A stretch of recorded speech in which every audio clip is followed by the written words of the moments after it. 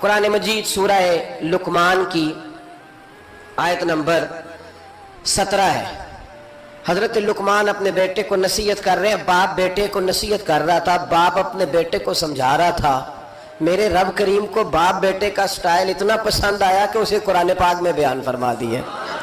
کبھی باپ بیٹے کی گفتگو بھی کسی نے نقل کی ہے، باپ بیٹے کی گفتگو بھی کبھی کسی نے کتاب میں نوٹ کی ہے، لیکن مالک کو اتنا پسند آیا یارو، باتیں باپ بیٹے کی تھیں، اللہ نے قرآن پاک میں نازل فرما دی۔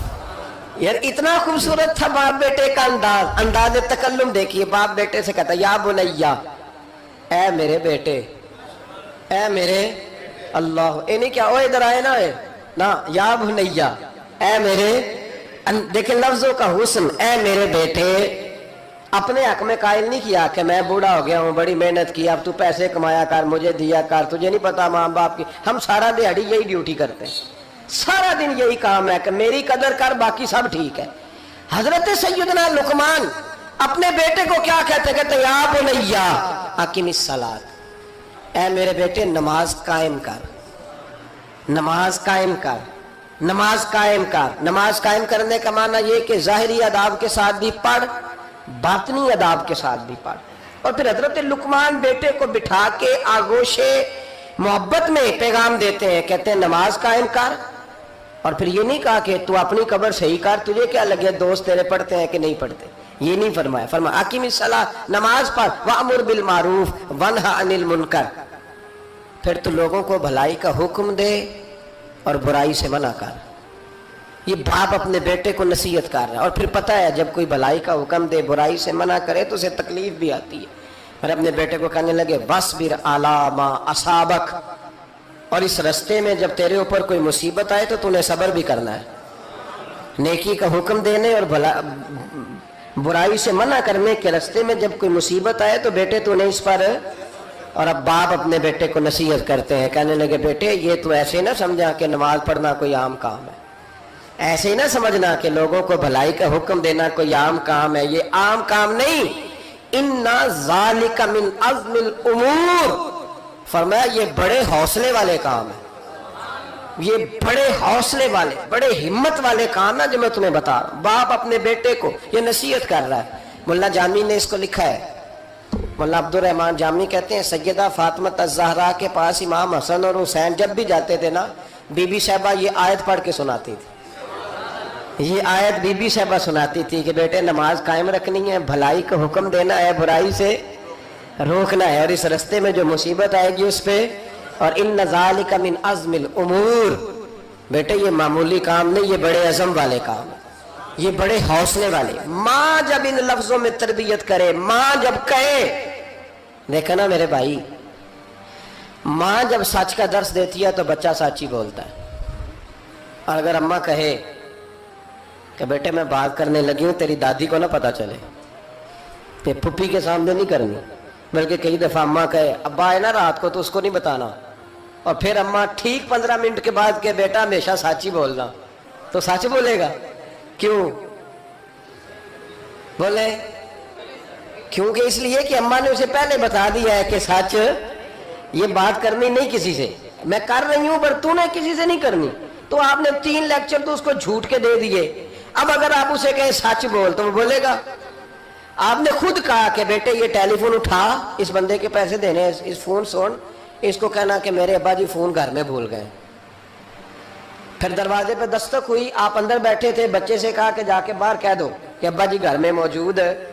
پھر آپ نے ٹھیک ہے 1 گھنٹے کے بعد اس کو سچ کا لیکچر دینا شروع کر دیا، بولے گا سچ؟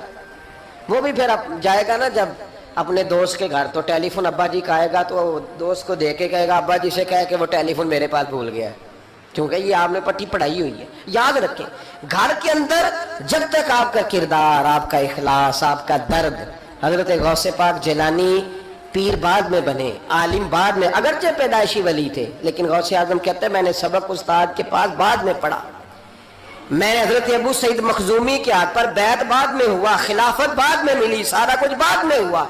پہلے دن جب گھر سے نکلا، ابا جی میرے وصال کر گئے تھے، کہتے ہیں میری ماں نے، سید زادی نے مجھے گود میں لیا اور میرا ماتھا چوم کے کہنے لگی عبد القادر ایک وعدہ میرے ساتھ کر، زندگی میں تیری زبان سے جھوٹ نہیں نکلنا چاہیے، تیری زبان سے جھوٹ ہے۔ اور غوث پاک فرماتے ہیں جب میری ماں میرے ساتھ یہ بات کر رہی تھی تو میری ماں رو رہی تھی، رو رہی تھی۔ کبھی رو کے بھی کسی نے نصیحت کی ہے بچوں کو؟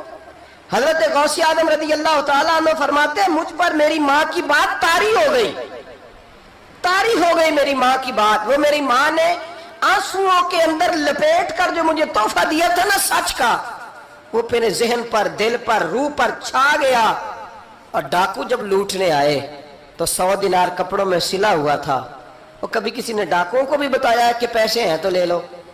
یہاں تو شریعت بھی بڑی ساری گنجائش دیتی ہے کہ بچاؤ اپنا مال، لیکن غوث اعظم رضی اللہ تعالیٰ عنہ فرماتے ہیں ماں نے مجھے آنسوؤں میں لپیٹ کر دیا تھا، لپیٹ کر کے سچ بولنا ہے۔ تو مائیں عظیم ہو تو پھر بیٹے بھی عظیم ہی ہوتے ہیں، ماں عظیم ہو تو بیٹا بھی پھر عظیم ہی ہوتا ہے۔ لپیٹ کر سچ کا تحفہ دیا تھا۔ تو سیدنا غوث پاک فرماتے ہیں جب انہوں نے آ کے کہا نا کہ تیرے پاس کیا ہے، تو میں نے کہا 100 دینار ہے۔ اس نے جیبیں بھی کھولی، ہاتھ بھی کھولے، جوتے بھی اتارے، پگڑی بھی کھلوائی، کوئی شے نہ نکلی۔ تو کہتے ہیں وہ سردار کے پاس لے گیا، کہنے لگا سردار یہ عجیب بچہ ہے، کہتا ہے 100 دینار ہے، سارا ڈھونڈ لیا ملے نہیں، تو یہ جھوٹ بول رہا ہے۔ تو کہتے ہیں جب اس نے کہا نا جھوٹ بول رہا ہے، تو حضرت غوث اعظم کہتے ہیں مجھے جلال آیا، غصہ۔ میں نے کہا خبردار یہ بات نہ میرے ساتھ آج کے بعد کرنا، میں جھوٹ نہیں بولتا، یہ میرے قریب نہیں آ سکتا، خبردار۔ یہاں بچوں کو غصہ تب آتا ہے جب مرضی کا برگر نہ ملے، غوث اعظم کو غصہ کب آیا؟ خبردار سارا کچھ کر، آج کے بعد یہ لفظ نہ کہنا میں جھوٹ بولتا ہوں، عبد القادر جھوٹ نہیں بول سکتا، ہو ہی نہیں سکتا۔ اس نے کہا پھر بتا پیسے کدھر ہیں؟ تو حضرت غوث اعظم نے بٹن کھولے اور الٹ کر کے کرتا کرنے لگے میری ماں نے سیے تھے۔